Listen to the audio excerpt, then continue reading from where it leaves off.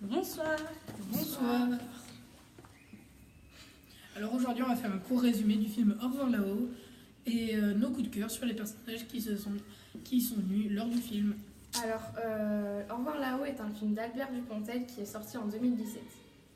Alors, on peut voir le quotidien de deux poilus. Alors, un qui s'appelle Édouard Péricourt et qui a la gueule cassée, et l'autre qui s'appelle Albert Maillard. Donc, ce film se déroule entre 1918 et 1920. Donc, en fait, c'est un des deux poilus qui raconte comment il a vécu la guerre avec son allié et son camarade. Et donc, du coup, en fait, on peut voir ce qui s'est passé avec des flashbacks. Je pense qu'on peut commencer à dire nos personnages préférés. Oui. Alors moi, pour ma part, mon personnage préféré, c'est Louise, parce que je trouve que c'est une clé importante lors de ce film. Et en plus, je trouve que c'est cool parce que, en tout cas, elle aime le côté intérieur d'Édouard Péricourt et pas son côté extérieur. Parce qu'elle a vu qu'il avait la mâchoire ou la bouche toute défoncée. Et elle l'a quand même bien aimé, elle est restée avec lui quand même, et je trouve ça cool. Alors, moi, mon personnage préféré, c'est Édouard Péricourt parce que c'est en fait le plus touchant. Parce que quand Louise a découvert Édouard Péricourt, quand elle a vu son visage défiguré, ça l'a pas dérangé du tout et du coup ça l'a fait reprendre confiance en lui. Et c'est de là où il est reparti dans le monde de l'art, où il a commencé à construire des masques de Picasso ou autre. Alors, moi, mon personnage préféré, c'est...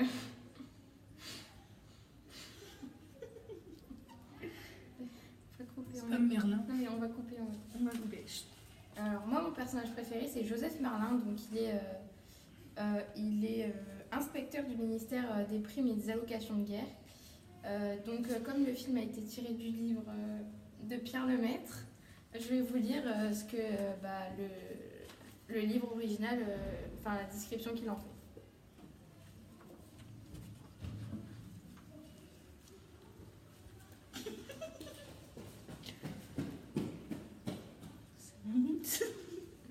Bref, allez. Donc, c'était un homme assez vieux avec une tête très petite, un grand corps qui avait l'air vide, comme une carcasse de volaille après le repas. Des membres trop longs, un visage rougeau, un front étroit, des cheveux courts plantés très bas, presque à se confondre avec les sourcils. C'est pas grave. Des fois surtout, ça me perturbe. Voilà. C'est un homme assez vieux avec une tête très petite et un grand corps qui avait l'air vide, comme une carcasse de volaille après le repas. Des membres trop longs, un visage rougeau, un front étroit, des cheveux courts plantés très bas, presque à se confondre avec les sourcils. Et un regard douloureux. Ajoutez à cela qu'il est habillé comme l'as de pique. Kirikou, c'est pas grave. Bon,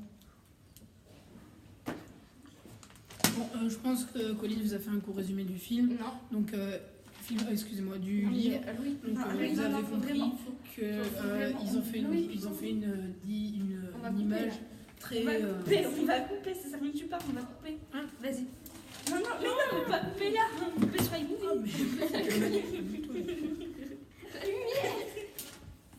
Mais vas-y, c'est n'importe quoi. Oui, mais justement, on va couper, on va faire un oui.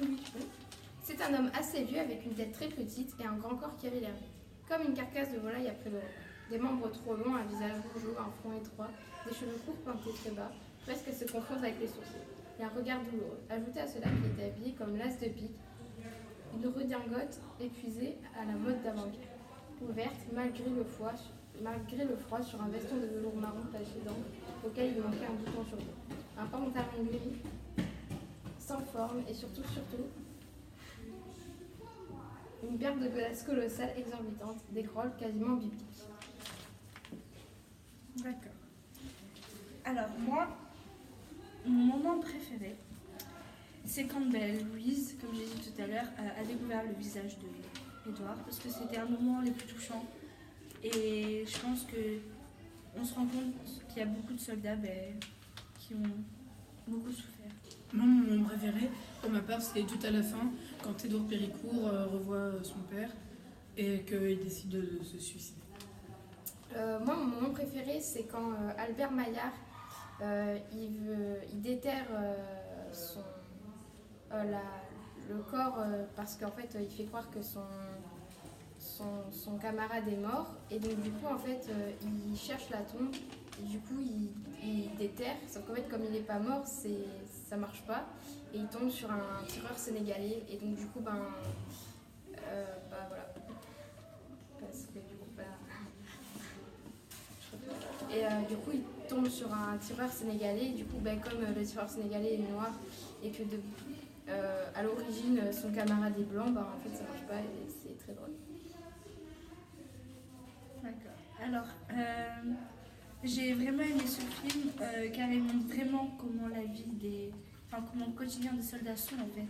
Parce que quand on voit les soldats se faire tirer dessus, c'est vraiment horrible et nous en fait maintenant on ne peut pas s'imaginer pendant 4 ans qu'il y ait cette guerre-là, parce que on est dans la nouvelle génération, mais voir comment ça se passait avant, c'est vraiment horrible, surtout que là, on a eu beaucoup de détails dans le film, les obus, les gueules cassées, les infirmeries, comment elles étaient, les opérations chirurgicales, c'était vraiment... Puis on apprend beaucoup aussi sur la vie dans les tranchées des soldats, ce qui se passe avec quand ils sont pas à la guerre, etc.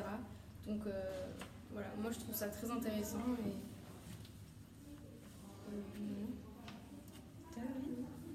Du coup, je pense que pour ces critères, on le recommanderait à quelqu'un. Oui, qui aime beaucoup la guerre et qui aimerait en savoir plus. Pas forcément qui aime, mais franchement, même à des gens qui ne sont pas... Même à des collégiens, des CM2, vraiment, il est vraiment conseillé. Ouais. Parce qu'il nous apporte beaucoup de choses.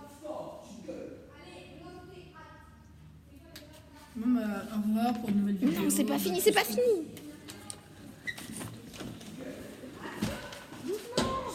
Ouais, ça peut même me parler là. Je me suis pris la vitre. Attends, tout ce là. Attends, c'est qui? Bon, les enfants. Elle. Tac. Allez, pousse-toi. Putain, je crois que j'ai mis les mains dans une merde. Une merde de pigeon. Attends, regarde. Non, mais c'est pas fini l'enregistrement. Oui, c'est pas fini. Regarde mes yeux, ça tourne. On est sur ma tête de la vitre. Allez, putain, Louis. Serre-moi. Alors, attends, on dit quoi là? J'ai appris. La caméra de l'iPad, elle va bientôt se vider. Oui, mais justement, c'est vrai qu'on c'est normal, on a déjà fini. Non, on n'a pas fini. Alors, j'ai appris grâce à ce film qu'à la Première Guerre mondiale, il y avait environ 900 morts par jour, donc ce qui est assez énorme. Et aussi qui coupait les morts pour qu'ils rentrent dans les cercueils parce que pour faire des économies, comme il y avait beaucoup de morts, donc du coup, voilà. Moi, c'est ce que j'ai appris. Alors moi, j'ai appris qu'il y avait 36 000 communes en France et pour chaque commune, ils faisaient un monument aux morts. Et il y a une histoire d'une commune qui n'avait pas du tout de morts et une autre commune juste à côté qui avait 2-3 morts. Et du coup, ils ont dû se partager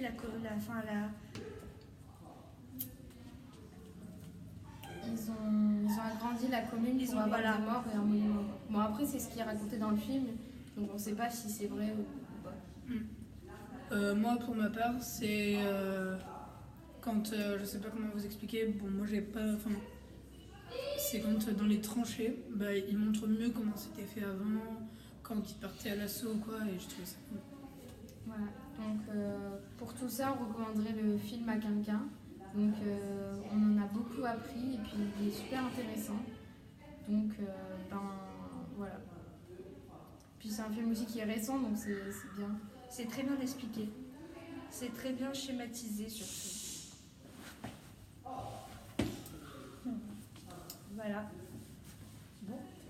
Au revoir. Au revoir.